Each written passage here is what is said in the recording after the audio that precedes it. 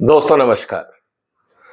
आपने अगर मेरे वीडियो देखे हो तो मैं अक्सर एक बात कहता रहा हूं कि market forces are more powerful than political forces. Trump साहब जब एक साल पहले अमेरिका की सत्ता में आए थे तो उन्होंने पूरी दुनिया पे टैरिफ लगाना शुरू किया और उनका सिंगल पॉइंट एजेंडा था कि जो अमेरिका का घाटा है मुझे उसको कम करना है। और उस समय भी मैंने ये कहा था कि जिन लोगों को प्रोडक्ट्स चाहिए वो रास्ता ढूंढेंगे और जिन लोगों को एक्सपोर्ट करना है वो भी रास्ता ढूंढेंगे। ट्रंप साहब के कहने से कोई भी अपनी जरूरतों को कम नहीं करने वाला है। इस बात को समझना बहुत जरूरी था। अब 2025 में अमेरिका का जो व्यापारिक घाटा है वो आंकड़े सामने आ गए और हकीकत यह है कि अमेरिका के इतिहास में सबसे बड़ा मर्चेंडाइज घाटा ट्रंप साहब के पहले साल के कार्यकाल में हुआ है।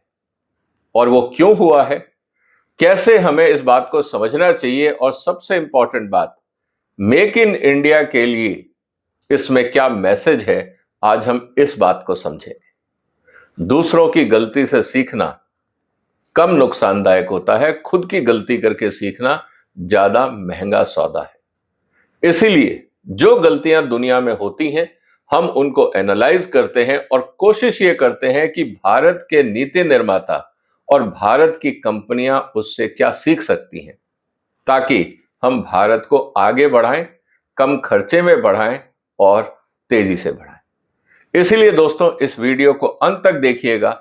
बड़े इंटरेस्टिंग ऑब्जर्वेशन और डेटा मैं आपके लिए लेके आया हूं और उम्मीद है कि आप इस वीडियो को शेयर भी करेंगे। चैनल को सब्सक्राइब कर लीजिए अगर अभी तक नहीं किया है और अगर आप हमें सपोर्ट कर सकते हैं तो वो भी स्वागत है। आज जो हम चर्चा कर रहे हैं दोस्तों, सबसे इंपॉर्टेंट बात, जिस पूरे एजेंडा को लेकर पूरी दुनिया में ट्रंप साहब ने उथल पुथल मचाई हुई थी वो दाव उल्टा पड़ गया। इस समय अमेरिका का जो व्यापारिक घाटा है, खासकर मर्चेंडाइज एक्सपोर्ट का वो घाटा 1.24 ट्रिलियन डॉलर पहुंच गया है, जो अमेरिका के इतिहास में सबसे बड़ा है। इसको हम आज समझते हैं कि ऐसा हुआ क्यों और पर्पस क्या है। पर्पस यह है कि जो टोटल ट्रेड डेफिसिट है अमेरिका का वो करीब 901 बिलियन डॉलर के आसपास है, जो पिछले साल जो था वो 903 था, मतलब 0.2% की रिडक्शन हुई है। ये रिडक्शन हुई है सर्विसेज एक्सपोर्ट्स में। मर्चेंडाइज एक्सपोर्ट की अगर हम बात करें तो जो गुड्स ट्रेड है वो 1.24 ट्रिलियन पहुंच गया, पिछले साल जो था उससे 2% ज्यादा। अब सवाल इस बात का है कि इतना सब टैरिफ लगाने के बाद भी इंपोर्ट क्यों बढ़ता रहा। कुछ आंकड़े हैं जो इंटरेस्टिंग है, जिसकी चर्चा मैं आपके साथ करने वाला हूं। एक चीज जो ट्रंप साहब ने पूरी कोशिश की कि चीन के साथ घाटा कम हो और लगातार चीन पे दबाव रहा, टैरिफ रहे, उसका असर यह रहा कि चीन से करीब 32% जो ड्रॉप हुआ, मतलब पहले जो करीब 300 बिलियन था वो घट के 200 आ गया। इसका मतलब यह है कि करीब 100 बिलियन डॉलर के आसपास जो चीन से आयात था वो कम हो गया। अब सवाल इस बात का है, तो फिर क्या अमेरिका में खपत कम हो गई, क्या कंजम्पशन कम हो गई? अगर चीन से माल नहीं आया तो फिर किसने सप्लाई किया? ये एक इंटरेस्टिंग पॉइंट है, इसको हम देखेंगे आज की चर्चा में, तो इसीलिए जुड़े रहिएगा। इसके बाद जो इंपॉर्टेंट इश्यू था वो था वियतनाम, जहां पे 123 बिलियन डॉलर का पिछले साल वियतनाम ने एक्सपोर्ट किया था, वो इस समय बढ़ के हो गया 178। 44% जो था वो ट्रेड बढ़ गया। अब ये 44% अचानक रातों रात वियतनाम ने कैसे बना लिया, इसको भी हम समझेंगे।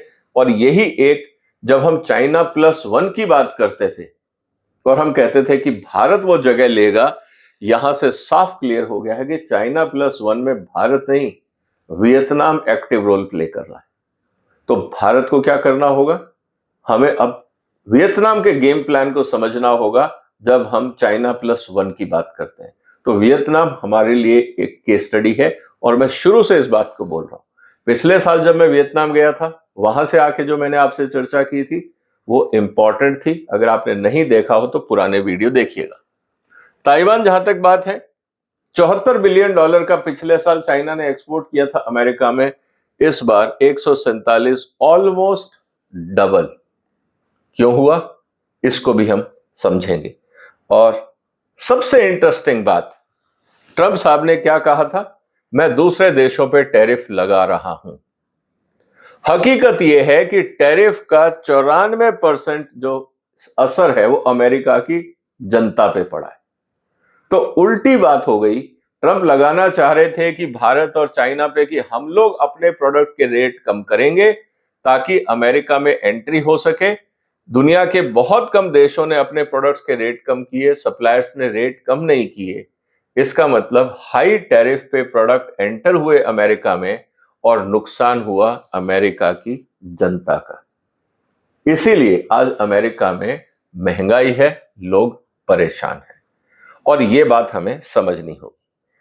तो कहने का मतलब यह है दोस्तों कि जब हम बात कर रहे हैं कि जो हम इसलिए टैरिफ लगा रहे हैं कि ट्रेड डेफिसिट कम हो जाए, और ट्रंप साहब ने बार बार ये कहा, मैं चाहता हूं अमेरिका में मैन्युफैक्चरिंग वापस आए, I want to make America great again and we will start winning again. ये सब शब्द थे जब वो सत्ता में आए थे, लेकिन हुआ क्या, उल्टा हो गया।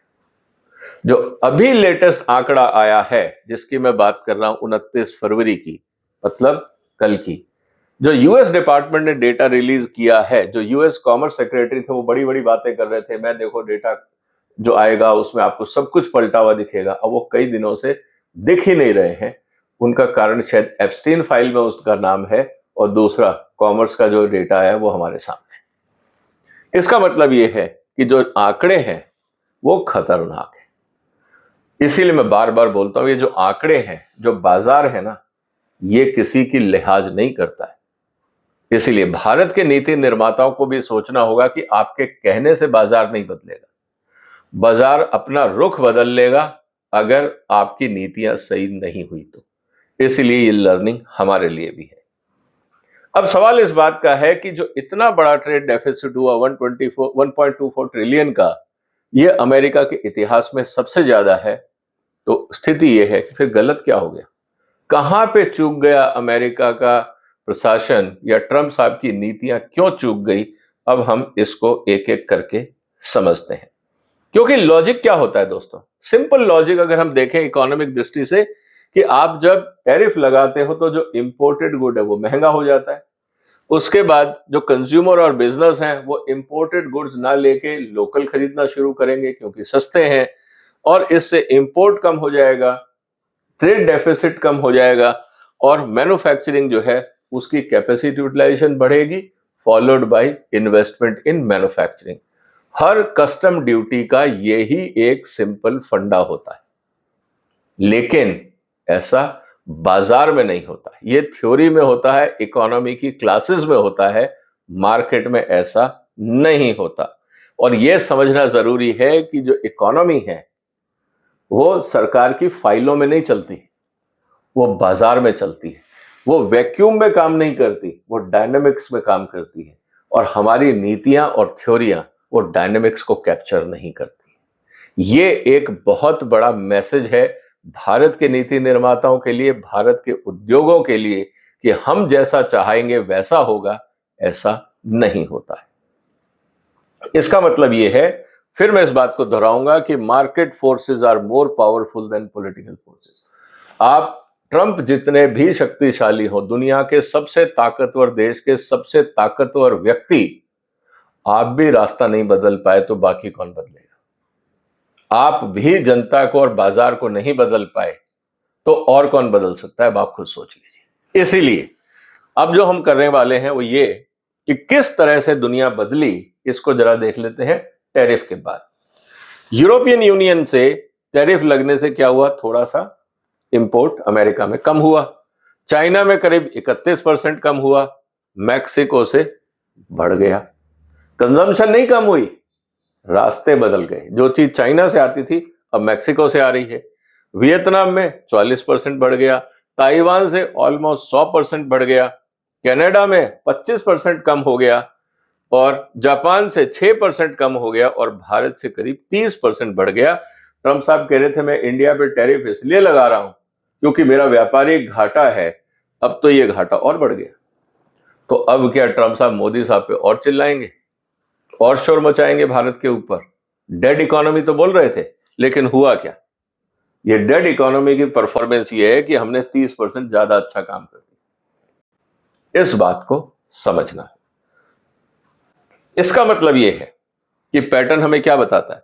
वे डेफिसिट फेल दे रोज समवेयर। अगर किसी देश में घाटा हुआ है या वहां से व्यापार कम हुआ है तो दूसरे देशों से व्यापार बढ़ गया है, और यही है market forces are at play. ये कंजम्पशन नहीं बदला। इसका मतलब policies should be logical not whimsical। आप चाहेंगे वैसा नहीं होगा। ट्रंप ने कहा कि हम टैरिफ लगाएंगे, भारत से एक्सपोर्ट बढ़ा, वियतनाम से बढ़ा, मैक्सिको से बढ़ा, ताइवान से बढ़ा। ये सब डेवलपिंग इकोनॉमीज। यूरोप का घटा, जापान का घटा, चाइना का घटा, ये सब डेवलप्ड इकोनॉमीज थी। तो लोग किधर शिफ्ट हुए और क्यों हुए, अब इसको समझ लेते हैं।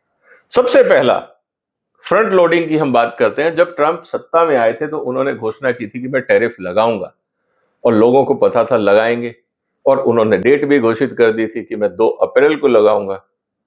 दुनिया भर के जितने बायर थे, जिन्होंने पूरी दुनिया में ऑर्डर प्लेस किए हुए थे, उन्होंने पहले ही सारा डिस्पैचेस करके अमेरिका में स्टॉकिंग कर ली। इसीलिए अगर आप देखेंगे कि जो मार्च का महीना था, 1 महीना पहले 2 अप्रैल को टैरिफ लगाया, मार्च के महीने में जो ट्रेड डेफिसिट था अमेरिका का, वो बढ़ के $136 बिलियन हो गया एक ही महीने में।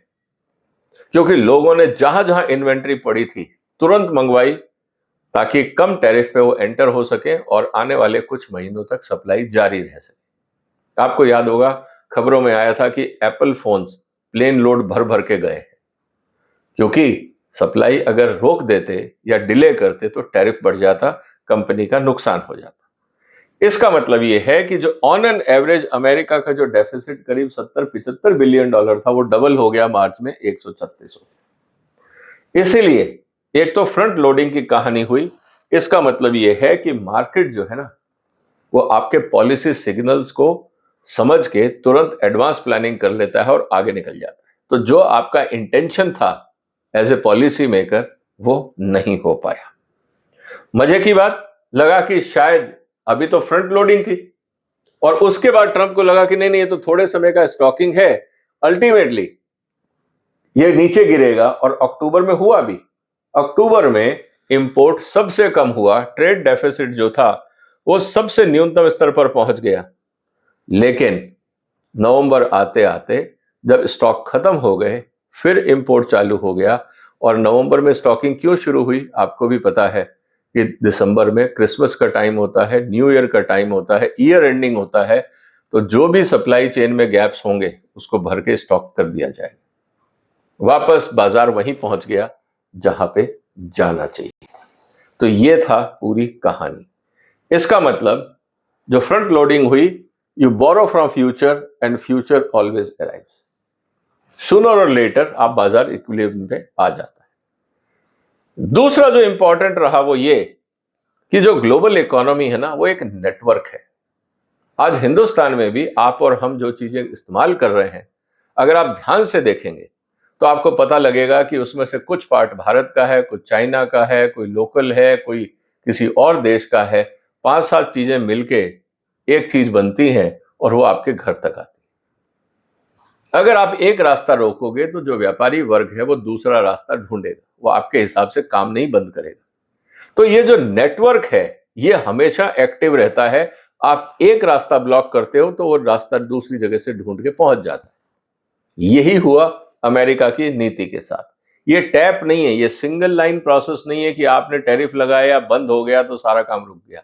ऐसा नहीं होता है। तो हुआ क्या, अब इंटरेस्टिंग चीज देखिए। ट्रंप एडमिनिस्ट्रेशन ने चाइना पे दबाव डाला और कहा कि हम टैरिफ लगाएंगे। चाइना का जो सप्लाई था वो 32-33% गिरा, जैसे मैंने आपको बताया। लेकिन हुआ क्या, लगा कि भाई चाइना का जो प्रॉब्लम है, जो हमने चाइना से डेफिसिट हो रहा था, हमने उसको सॉल्व कर दिया। लेकिन चाइना ने क्या किया, चाइना ने अपनी शिफ्ट कर दी मैन्युफैक्चरिंग वियतनाम। वहां पे जो चाइनीज कंपनीज थी उनको ऑर्डर दिया, या वहां पे कंपनियों को एक्वायर किया, उनसे कॉन्ट्रैक्ट मैन्युफैक्चरिंग किया। बहुत तेजी से चाइना ने मूव किया और वियतनाम में जो इन्वेस्टमेंट करना था वो किया। और आपको पता है उनकी रफ्तार क्या है फैक्ट्री लगाने की। उन्होंने जो पहले काम चाइना में होता था वियतनाम में करना शुरू कर दिया। ओनरशिप चाइना की है। और मैं आपको ऐसे एग्जाम्पल बता सकता हूं कि भारत सरकार ने भी एक बार कोशिश की थी कि हमें कोई वैक्सीन चाहिए थे, हम चाइना से नहीं लेना चाहते थे। हमने अल्टीमेटली मलेशिया की एक कंपनी से टाई अप किया। हमने सोचा चलो अब हमें अल्टरनेट सप्लायर मिल गया, हम उसके साथ डील करते हैं। जैसे ही भारत सरकार की तरफ से वो एग्रीमेंट साइन हुआ मलेशिया की कंपनी के साथ, चाइना ने जाके उस कंपनी को ही खरीद लिया। अल्टीमेटली आप वापस चाइना की गोदी में पहुंच गए, क्योंकि प्रोडक्ट तो चाहिए था। तो ये जो दुनिया में खेल होते हैं इसको समझना पड़ेगा। इसका मतलब ये है कि Chinese factories either shifted production to Vietnam और routed goods through Vietnamese intermediate to avoid tariff. मतलब पार्ट्स आए चाइना से, असेंबलिंग हुई वियतनाम में और वहां से एक्सपोर्ट हो गया, क्योंकि वियतनाम में टैरिफ चाइना से कम है, वर्चुअली आधा है। तो ऐसी स्थिति में सप्लाई होती रही और हुआ क्या, चाइना से जो ट्रेड होता था 40, अगर हम देखें तो $74 बिलियन का, वो बढ़कर पहुंच गया $150 बिलियन के आसपास, डबल हो गया। तो रातों रात वियतनाम ने कैसे पहुंचे वहां पे? डिजाइनिंग, कॉन्ट्रैक्ट रातों रात तो नहीं हुए होंगे। कोई भी एक नया प्रोडक्ट लॉन्च करने में टाइम लगता है, नेगोशिएशन होते हैं। इसका मतलब ये है कि सब कुछ तैयार था, सिर्फ मैन्युफैक्चरिंग बेस बदला गया। और यही थी चाइना की नीति। अब क्या होगा? क्या आने वाले समय में ताइवान और वियतनाम के ऊपर ट्रंप साहब क्या टैरिफ बढ़ाएंगे? क्योंकि अब उनको समझ में तो आ गई होगी कि ये तो खेल चाइना ने किया है। अब ट्रंप साहब क्या करें? अब टैरिफ का क्या होगा? क्या वियतनाम टारगेट पे आएगा? क्या जो ताइवान है वो टारगेट पे आएगा? क्योंकि डेफिसिट तो बढ़ गया, इसको भी समझना होगा। इसका मतलब ये है कि जो टैरिफ है ना दोस्तों, वो इंपोर्ट को रिप्लेस नहीं करते हैं अनलेस अदरवाइज आपके पास इन हाउस प्रोडक्शन हो, सप्लाई हो, क्वालिटी हो। जब तक आपके पास इंटरनल सिस्टम नहीं है रिप्लेस करने के लिए, व्यापार कहीं ना कहीं से रास्ता निकाल लेगा। दूसरा जो सबसे बड़ा कारण रहा डेफिसिट का, आपको पता है कि आजकल आर्टिफिशियल इंटेलिजेंस की बात हो रही है और बड़ी कंपनियां जो हैं, चाहे मेटा की बात करो, अल्फाबेट की बात करो, माइक्रोसॉफ्ट की बात करो, एप्पल की बात करो, अमेजन की बात करो, ये सब बड़ी कंपनियां अरबों डॉलर लगा के अपना डेटा सेंटर बना रही हैं और अपना आर्टिफिशियल इंटेलिजेंस नेटवर्क स्ट्रॉन्ग कर रही हैं। उसके लिए उनको चाहिए हार्डवेयर, सेमीकंडक्टर्स वगैरह, वो सब उन्होंने खरीदना शुरू किया ताइवान से। इसीलिए जब बिलियंस ऑफ डॉलर्स इन्वेस्ट हो रहा है, अमेरिका में मैन्युफैक्चरिंग होती नहीं, तो कहां से आएगा? जहां मिलेगा। रुकना कोई चाहेगा नहीं, क्योंकि कंपटीशन का जमाना है। इसीलिए ताइवान से सप्लाई बहुत तेजी से बढ़ी। तो जो काम पहले $74 बिलियन का हो रहा था, वो पहुंच गया ऑलमोस्ट, अगर हम देखें तो $150 बिलियन के आसपास। और हुआ क्या? हर महीने करीब $1.3 बिलियन के आसपास मंथ ओवर मंथ ग्रोथ होता रहा। अब प्रॉब्लम क्या है? अब ट्रंप साहब ये भी नहीं कहेंगे कि आप क्यों खरीद रहे हो, क्योंकि वो चाहते हैं चाइना से कॉम्पीट करना, एआई में चाइना आगे ना निकल जाए। अब मजबूरी ये है कि आपका ट्रेड डेफिसिट बढ़ रहा है, आप उसको रोक नहीं सकते, और जो इंडस्ट्री को चाहिए वो आप बना नहीं रहे, तो आप दोनों तरफ से फंस गए। ये होता है अगर हमारी प्रॉपर प्लानिंग नहीं होती। तो जब अमेरिका ऐसी अपनी गलतियों में फंस गया, तो भारत सरकार को भी सोचना होगा कि ऐसी क्रिटिकल टेक्नोलॉजीज में हम कब तक विदेश में निर्भर रहें, और इसको समझना बहुत जरूरी है। इसका मतलब यह है कि अगर आप टैरिफ लगाते टेक्नोलॉजी प्रोडक्ट पे, तो जो आर्टिफिशियल इंटेलिजेंस में इन्वेस्टमेंट था वो कम हो जाता। और कहीं ना कहीं ट्रंप साहब ये चाहते नहीं थे, इसीलिए उन्होंने कहा जो होगा देखी जाएगी, आप पहले तो इन्वेस्ट करो, जो घाटा होगा हम बाद में देखेंगे। इसके अलावा इंपॉर्टेंट बात जो बार बार चर्चा का विषय रही कि आफ्टर ऑल ये सब टैरिफ लगाने से नुकसान किसका हुआ। अमेरिका में जो स्टडीज हुई है न्यूयॉर्क फेडरल रिजर्व में, उसने साफ कहा है कि 94% of tariff cost in the first 8 months of 2025 were borne by US entities, not foreign exporters। तो जो हम चाह रहे थे कि साहब विदेशी कंपनियां, कंट्रीज अपने रेट कम करेंगे, अमेरिका को अच्छा रेट मिलेगा, टैरिफ भी मिलेगा, कंज्यूमर को भी नुकसान नहीं होगा, वो सारे एजम्पशंस, हाइपोथेसिस गलत हो गए और ट्रम्प साहब को ये समझ में आ गया कि ये नुकसान हो रहा है। इसीलिए आप देखोगे धीरे धीरे वो अलग अलग देशों में टैरिफ कम कर रहे हैं। भारत का भी टैरिफ कम किया, बांग्लादेश का भी कम किया, तो जो उनका गेम प्लान था वो रिजल्ट नहीं दे रहा है। इस बात को उनको समझ में आने लगी है। अब हुआ क्या कि जहां चेन ऑफ सीक्वेंस जो इंपॉर्टेंट थी, जो product category, they don't have done that, they have other customers like Europe, Asia, Africa. उन्होंने क्या किया, अगर अमेरिका नहीं ले रहा था प्रोडक्ट, तो उन्होंने डाइवर्सिफाई कर दिया। इसीलिए आप भारत का भी देखेंगे ट्रेड जो है वो दूसरे देशों में बढ़ गया। इसीलिए मैंने कहा था कि ट्रंप ने जो टैरिफ लगाया है ना, वो भारत के लिए अच्छा है, क्योंकि जब तक हम टैरिफ नहीं था, हम लोग सब सो रहे थे कि अमेरिका बाजार है, बस वहीं तक ही एक्सपोर्ट करेंगे। जब अमेरिका के बाजार में बैरियर आया, तब हम जागे कि हमें पूरी दुनिया को ढूंढ के नए कस्टमर ढूंढने। ये हमें ट्रंप साहब ने जगाने का काम किया। इसलिए मैंने एक वीडियो बनाया था, थैंक यू ट्रंप, और उसका डिटेल्ड एनालिसिस किया था कि भारत को क्या क्या फायदे होंगे। आप मेरे चैनल में जाके वो वीडियो देख सकते हैं। इसका मतलब ये है कि US companies will pay more to import goods and they pass on cost to the consumers at higher prices. Inflation ऊपर जाएगा, कंपनियों का प्रॉफिट कम होगा, फॉरेन एक्सपोर्ट्स ने अपनी प्राइसिंग मेंटेन रखे, और कुल मिला के जो टैरिफ, जो ट्रेड अपना डेफिसिट था, वो कम नहीं हुआ। तो ट्रंप साहब का जो गेम प्लान था, जो शुरू में था कि हम ये करेंगे तो ये होगा, हुआ क्या? एक्चुअली हुआ यही कि जो सप्लायर थे उन्होंने रेट कम नहीं किए, अमेरिकन कंज्यूमर्स को रेट अब्जॉर्ब करना पड़ा, उससे महंगाई बढ़ी, डेफिसिट कम नहीं हुआ, इन्फ्लेशन बढ़ गया और वहां समस्याएं खड़ी हो गई। ये बात अब हमें समझ में आने लगी है। और कहा यह जा रहा है, जो जेपी मॉर्गन की जो स्टडी आई है लेटेस्ट, कि mid size US companies tripled, जो उनका टैरिफ इंपैक्ट था वो 3 गुना बढ़ गया कंपेयर टू जो 1 साल पहले था। इसका मतलब है कि अब ये बिजनेस अफोर्ड नहीं कर सकते, और बहुत सारे जो बिजनेस थे या तो वो क्लोज डाउन हो रहे हैं या उन्होंने प्रोडक्शन कम कर दी, और इसका सीधा असर वहां एम्प्लॉयमेंट पे दिख रहा है। तो जो एम्प्लॉयमेंट के आंकड़े आने चाहिए थे वो भी उस हिसाब से नहीं आए। इसको भी हमें ध्यान रखना पड़ेगा। अब जो मैक्रो इकोनॉमिक प्रॉब्लम है, इसको थोड़ा समझ लेते हैं दोस्तों। Tariff can not fix the trade deficit and it is nothing to do with China और वियतनाम और चिप्स। क्योंकि आपका ट्रेड डेफिसिट कब कम होता है?